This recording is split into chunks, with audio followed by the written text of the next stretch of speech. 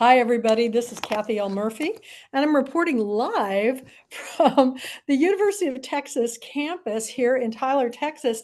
And I'm with Antonina Duridanova, and she is a fabulous author. This is the second time that I've picked her books for our selections, and I want to show it to you because it's extra special to me. I want you to know that I picked the book before this happened, but she asked me to do her book cover. So this is her book cover that I painted. Now, the graphics were done by her publisher, but this is her cover, and she's all glam, but it's called The Magic of Longevity. And I'm really excited that you're here because when I was going to feature you for your last book, you were on a book tour. Had you gone to Bulgaria? Is that where that's your where? That's correct, because this same book, and I happen to have the Bulgarian version with me. It came out, it was published in Bulgaria, and it just got published here. So it came out in Bulgaria last June. So I did an extensive book tour, starting with the capital and going to the Black Sea and so forth. So the book had a tremendous success in Bulgaria. Uh, People already knew me from the first book, which was Escape from, the communist regime. I was invited to TV stations. One TV station invited me to a show which was named Health, and I was the only, I would say, person who wasn't a doctor invited to that show. They just, yeah. So that was a big honor for me, and I have to say that the enjoyment of sharing what I created with this book was tremendous. Well, you say that you're not a doctor, but how many degrees do you hold, Antonina? I mean, you've got a lot of degrees, and I want people to know your background. Tell a little bit about your education. Okay, I will be brief. I was born and raised in communist Bulgaria, and I had a dream which I wanted to follow.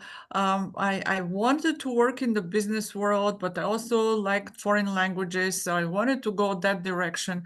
And while I was growing, I started to notice very regular and at one point horrible things, the truth that actually I described in my book New Beginnings from Behind the Iron Curtain. So when I was 19, I realized that this was not a place where I could realize my dreams. So when this is what the book is about, just teaching people that if there is an obstacle, if they want to achieve something, they have to figure out what that obstacle is and overcome it. And for me, the obstacle was this regime. So I found a way to escape from there. Arriving in America with just a suitcase, I started my life here from zero. So the book shows the reader the roadmap to success, because I do have 3 degrees. One degree is in languages. As I said, I love foreign languages, so it's in French and Russian, actually, languages and literature. And I didn't stop at that. I have to say that people should not stop when they're studying. And you're a perfect example. You are at the university right now. So it is never too late. You have to keep on developing yourself. So I went back to school, and I did get a couple of other degrees in business.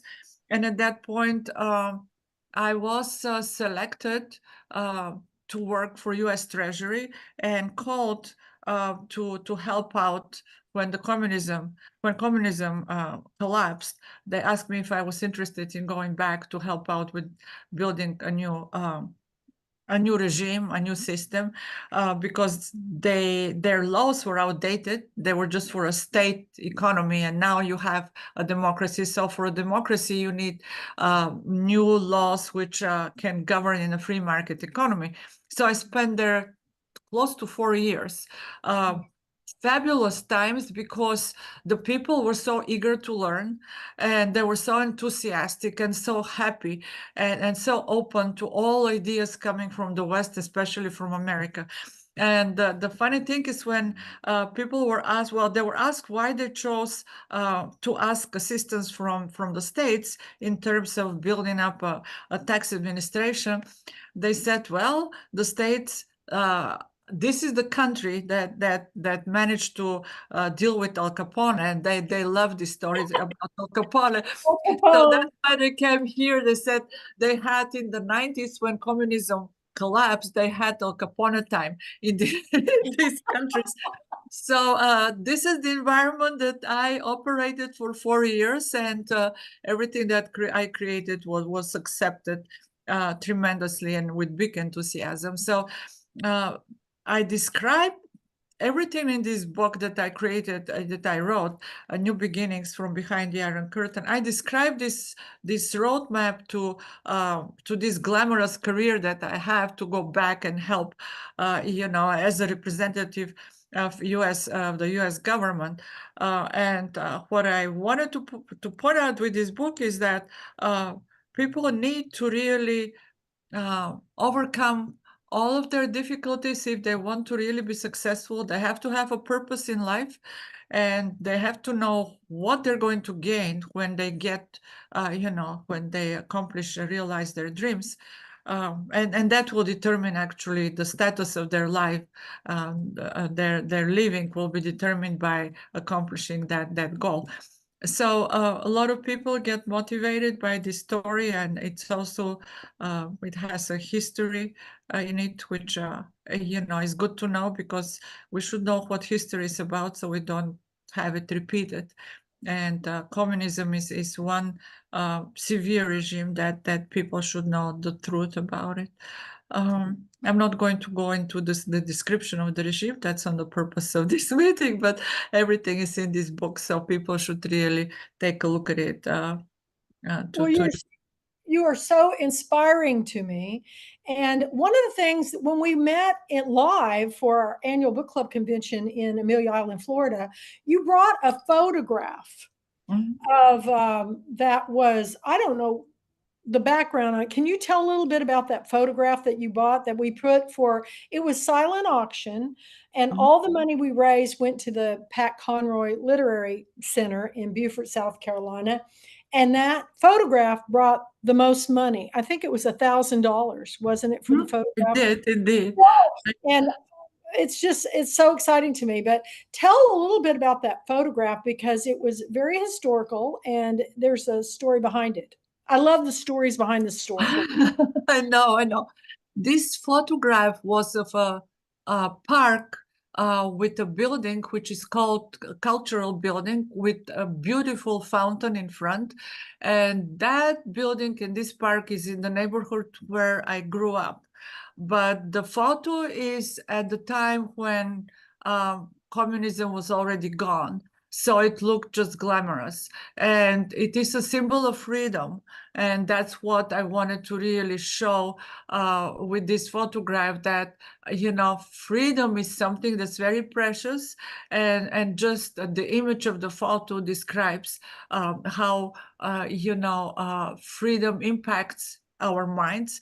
And the other thing is I wanted to also relate the message that people here in the States should really consider themselves so happy and so lucky to really be born in such a beautiful, free country. It's so true. I think, here on campus, we don't have any idea. I was talking about with my professor about how little I really knew about the Cold War, because I mean, I was trying to remember, even in school, in history in high school, if we even covered the Korean War, or the war in Afghanistan, in Vietnam, any of these wars. I don't remember them ever being covered. We covered the Revolutionary War, and we covered a little bit of World War One, touched on World War II, but I think that's why everybody needs to be lifelong readers, because being an art history major taking this Cold War class, I can now really appreciate both your books. I didn't bring the other one with me, but what you went through to get to this. Everybody needs to read this book and share it with their families, because it's something that most Americans don't know about. And unless you're really into that, you're not going to hear it in the um, typical lesson plans of high school, Right. even grade school. So Yes. What I find out is people who know about it are usually people who have this, who are descendants. For example, their grandparents or somebody came from there, so there may be second generation in the States. Otherwise, Americans do not really have much knowledge of the Cold War and what happened after the Second World War. And this is very important because it is this war which really marked the destiny of our planet. We have problems now because of what happened during the Cold War. The world was divided because of this Cold War. And what the aftermath of the Second World War was just horrible. So, knowing history, and especially that period, will help people understand why we have problems now in Russia, Ukraine, and all over the world. Why do we have North Korea and what's going on there? Well, North Korea is exact image from Eastern Europe, what happened in all of this country, that part of Europe, which has an ancient history. And now in Ukraine, that history is destroyed with all of the, things that are going on with the war and people being displaced again. So people need to know facts of that period in order to understand contemporary, events. Very important. but what's amazing to me is just what an upbeat personality you are. I mean, you do art, you read, you go to museums, you travel the world. Where do you think that joy of life comes from? And it's shared all through this book. So if you think you're going to be reading a book about history, no, no. This is This a book this is a book that is going to inspire everybody to go after their dreams. And so where do you think it comes from? Is this your mother, your father? Is this a DNA thing, or where does this come Um, from? I would say that it's the upbringing, your environment, the family where you grow up, your roots. The book describes that, I had this connection with nature when I was young, and that's what magic is about. We have to reconnect with nature, and a lot of people do not realize that. I was spending summers at my grandmother's ranch. Well, this ranch was destroyed by the communists, but nonetheless, the place was beautiful. And my connection with nature started in those early days, and that's where all of the joy and all of the excitement that you see that I have when I'm talking about different experiences in my life comes from. And I love watching how you have all these beautiful posts with your family and sharing meals. And, now that, here in the United States, when I grew up, everybody always went to grandma's for Christmas Day. And now we're also spread out. We don't get together and share meals like we did, but your family does. I'm really impressed with that and how you get to be near. Now, your kids are they all in Texas now, or parts? Actually, we're spread out a little bit too. My son is in Michigan because originally when I came to the Yeah. States, I Mhm. lived in Michigan. And my youngest, my daughter is in Kentucky, and I have a daughter in San Antonio. But I do get around, I do go to see them. They come and visit me. So I want to keep this connection. The connection with the family is very important. This is where you get your source of energy. Um, and everything that determines what you become, it comes from the family. Absolutely, absolutely. It's wonderful. Is there you went on a tour in Europe. And Mhm. so what were the biggest surprises when people saw your book or or maybe read your story? What were some of the comments that people would tell you? They were really curious about the topics that I brought up because uh, what the book brings out is the fact that we all live in a way that it is predetermined by our habits, and these habits they're instilled in us from our childhood, and we don't even think what we do during the day, but that's all based on habits. So by reading the book and by listening to me, people started to reevaluate their habits and how they spend their days. What you do from the time you get up until you go to bed, because that's very important, preserving your energy. What you do during the day and employing all of your habits is what determines your energy level, and whether you can accomplish what you plan for the day, is based on how you really employ different things in I would say physical exercises, mind, mental, as well as nutrition. All of this combined, it has to be considered. And I want to well, what I wanted to stress is that you cannot consider your head apart from your body. It's not connected. So you cannot really exercise your brain without exercising your body. And what I recommend in the book is that people should alternate their physical and mental exercises during the day, because this is going to give them the strength to continue doing what they plan for the day. As well as nutrition, you have to pay attention to what you really consume for lunch, because if you plan to work the rest of the day, you should not have a big meal and have a siesta after that, because Okay. there's the Yeah. reason why they have siestas and they close restaurants in the cities, go to sleep in the afternoon, because they have big meals. But in our contemporary life, we cannot do that. So light meals are recommended, for lunch, and of course dinners are also light. But I do not. The book, what everybody liked is that it doesn't really recommend any kind of strict regimes or strict programs. I do not. Exercise these 10,000 steps during the day or whatever else people follow.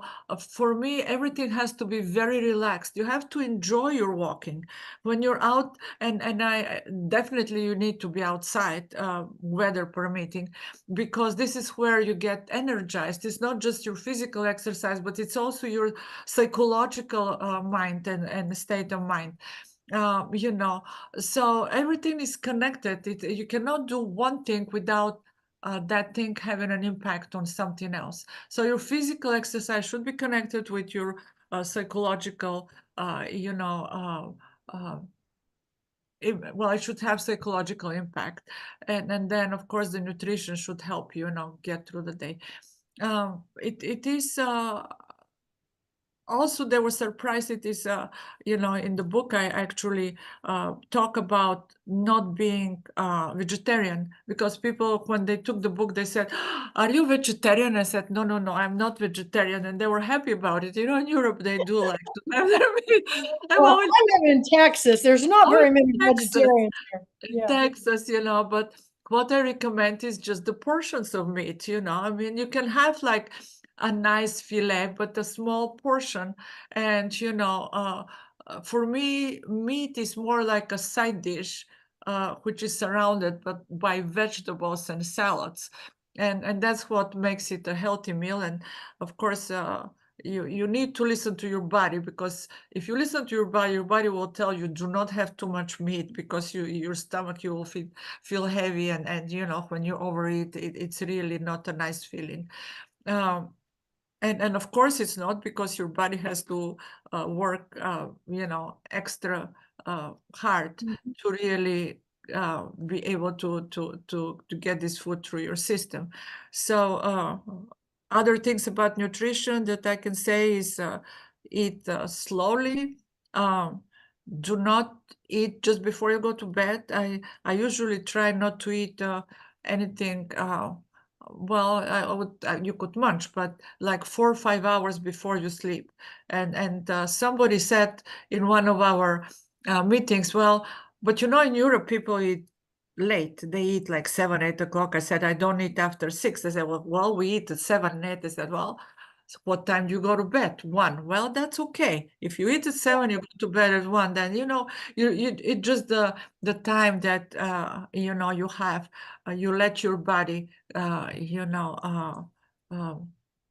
uh, well, you let your body relax, and the food gets through your system. So that's important. uh, they liked in Europe they like the chapters of travel, because for me travel is very important. Uh, Mhm. it's the unique experience where everything is combined and you don't even pay attention to it. It just happens because you are involved in walking. My travel involves hiking and swimming and snorkeling.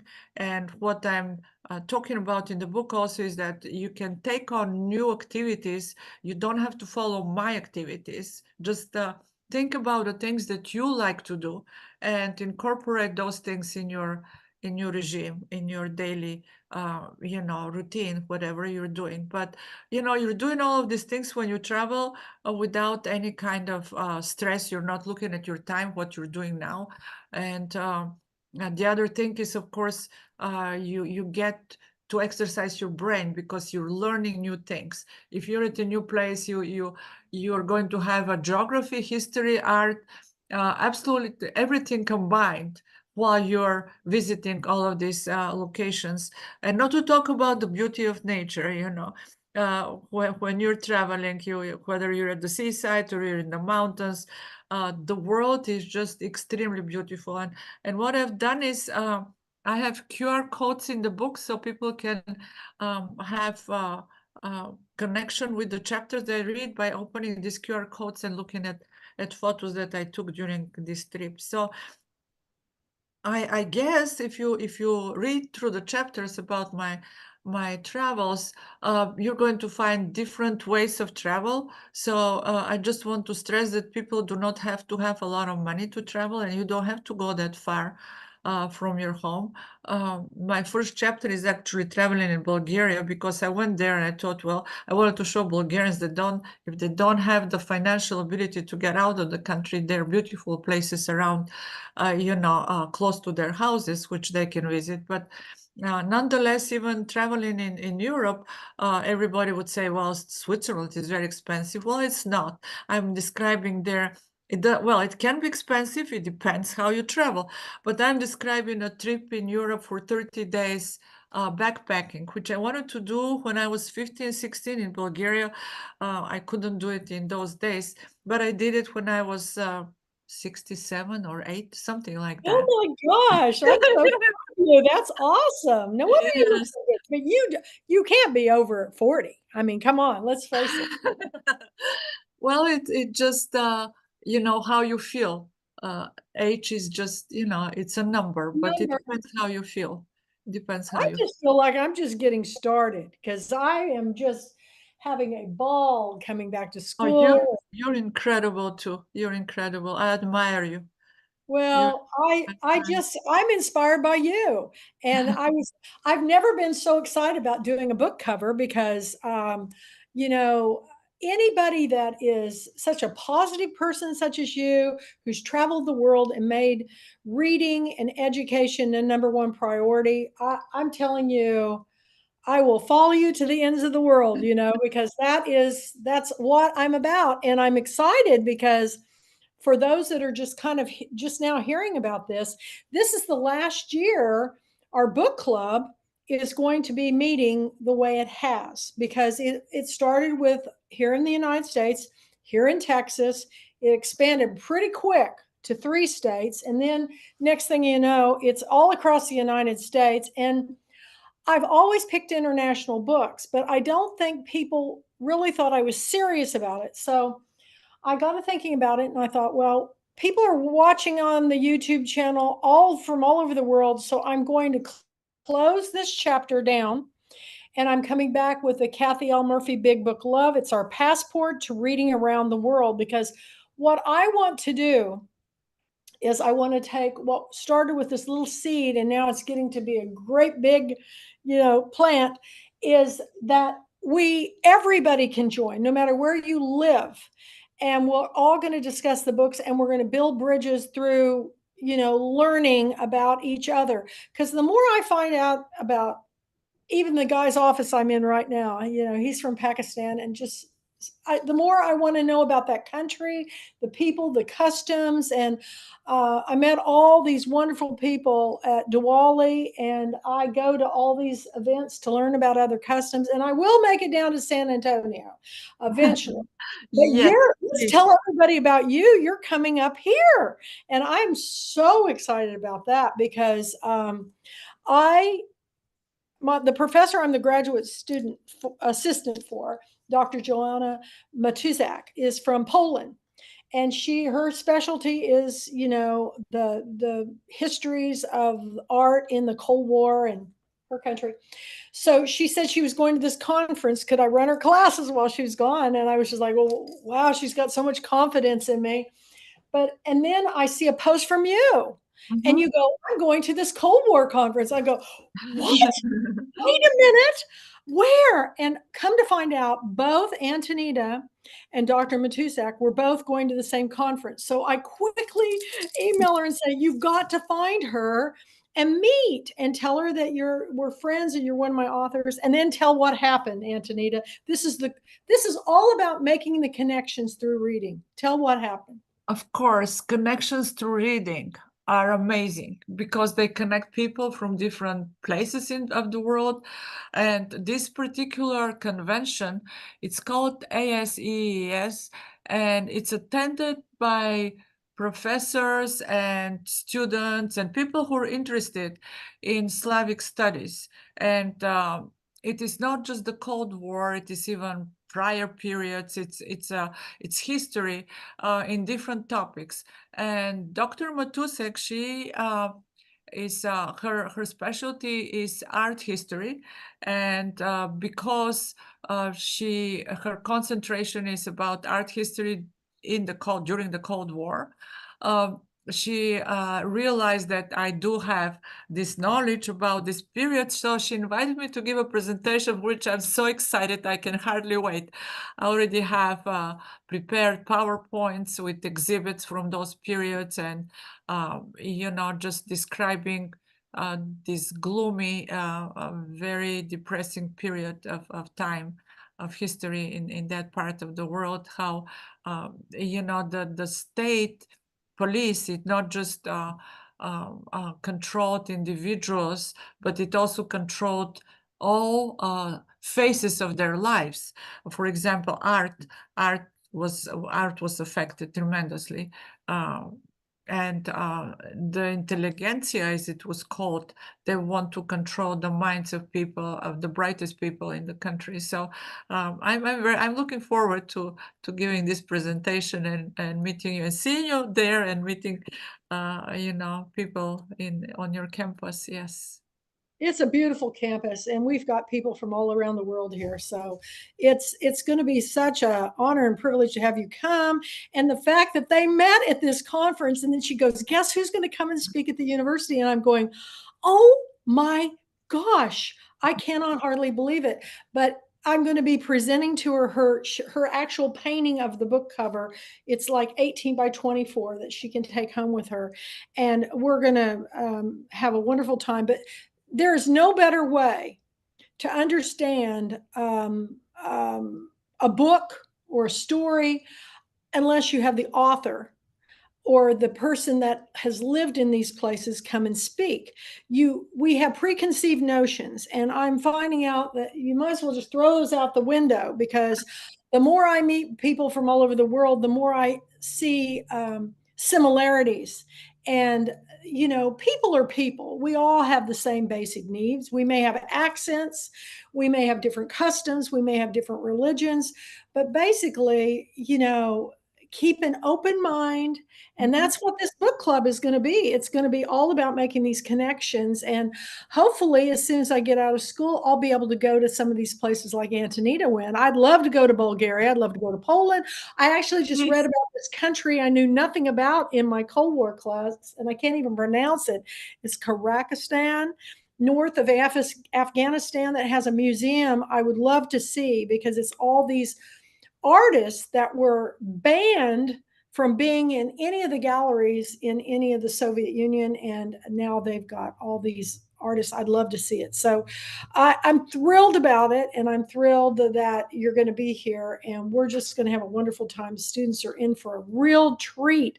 So if anybody's interested and going to be around Tyler, Texas, contact me and we'll see what we can do. So now you've written this book. It's so inspiring. And, it's actually I took an antique globe from my home and I painted the background as of a globe. And I tried to keep that, travel log theme because she's such a traveler. But this book is a springboard because now there's so many directions you could go, all the people that you're meeting, all these dishes that you've been making. I want the recipes for. I'm thinking, whatever your next book is, please include some of those Bulgarian recipes. And Actually, they are in the appendix here. yeah, Not a lot, but they I should probably share with you more of those recipes. Yes. And so many of these are very much like some things I've had in other countries. They just have a little bit different names, but it's all such fresh vegetables and food. Now, do people in Bulgaria, do they shop daily like most European countries, or do they shop like here? Everybody goes to Walmart once a month or Well, it's not once a month, but in the city they shop maybe every second or third day. yeah. In the provinces they shop daily, because in smaller places it's easier to get around. Uh, a lot of people still have their own gardens if they have, if they're outside in the outskirts. So vegetables, this is something that everybody, it's the the uh, something that is in all of the meals that are prepared. So it's changing there too because of the work conditions, people who live in the cities. Yes. Yeah, it is fascinating. I know when I went to Italy and Greece and France, we would go every day to the bakeries, or we go to get a patisserie, we go get a dessert for the night's meal. It was absolutely, and you don't have to carry as much. I hate carrying in groceries. So I would much rather just go to, in New York, they have a deli on grocery on every corner. And I just think and you're getting out with people, Mhm. and sharing a meal. But if you go on Facebook and on your posts on Instagram, what all the social media are you on? You're on a lot. I'm in LinkedIn also, Facebook, of course, and Instagram. Uh, Are you on Threads yet? no. You really should, because there's a lot of authors. It's kind of been taken over by authors. Threads, Oh, it's brand okay. new. And Jamie Ford has been on this big Asian tour, and I've been posting all of his pictures from there. And that's the one thing. I was one of those kids that loved it when people would have, we had neighbors that traveled a lot, and they would have slideshows. Remember those? Where Yeah. everybody gathered around a big projector and they'd show a slide from their family vacation. I love them. But I also love National Geographic and the Wonderful World of Disney. When they do that, they go to the different countries. So I've always had this real bug for travel, and I know you do. And so, where are you going to go next? What's in on the agenda for the future? I probably will travel mostly in the States for the next few months. Yeah. Europe is definitely, in the picture. I will go back to Europe. Um, which countries? I'll go to Bulgaria, of course, and I couldn't really visit a lot of the cities that they invited me last year, so I'll have quite a bit of travel there. But also visit other cities because there are people who have been following me. I have like Oh, well, a few thousand followers, and they're asking me if I'm in Europe. Well, Europe, but the countries are not that far from one oh, another. So well, I some will of them go aren't. Now, India, it's you got to make a lot of trips if you want to cover that country. But Europe. Bulgaria, yeah. How many people are in Bulgaria? I'll tell you, and you'll understand what happened. There were 8 million when the wall fell down. There are 6 million now. You know why? It's like open a cage where birds were enclosed and the birds just fly out. 2 million people left. And these were mostly younger people who really wanted to improve their lives. They knew that in Bulgaria, even though communism fell, it was a rough period, for quite a while. Maybe the first decade was kind of rough. It's fine now. And there are a lot of people going back, actually, working for American companies and now online. Of course, there are a lot of positions people can do. But yes, right now they're not, they lost a couple of million people there, yes. That amazing. We're the world is very transient now. People Mhm, are going a lot of different places, and all the more reason. Once we get through this whole COVID thing, it's still going on, by the way. Um, mhm. there's people around here I know and love dearly that have it. So you have to be careful. But when we'll figure it all out, we'll get it all figured out. But I tell you, every time I make a trip, I always think I'm never going to miss an opportunity to take a trip again because you it just opens up your world and it makes you appreciate your own home too. I mean, when you come back home, you go, okay, I was a little tired of this cabin during COVID. But now that I'm back in school, I look forward to going back home, when I do each evening. But I'm very excited. Have you thought about starting on a third book? People asked me last summer when I was in Europe, what will I write next? Actually, they were even giving me ideas. I'm thinking about it. I haven't started it yet. It will be again something that I'll take topics from here. Bulgarians, because they came out of such a gloomy, I would say, period in their lives with the communism behind.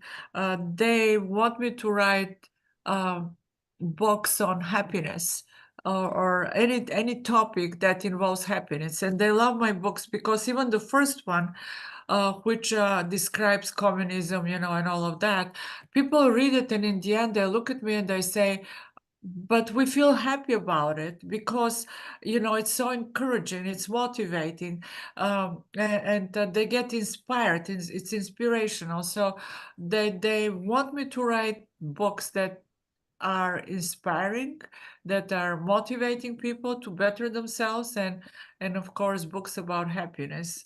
So I'm Well, thinking about I'm going to crown you the ambassador for international happiness because you have certainly, you deserve to wear that crown because we really believe that everybody has a story.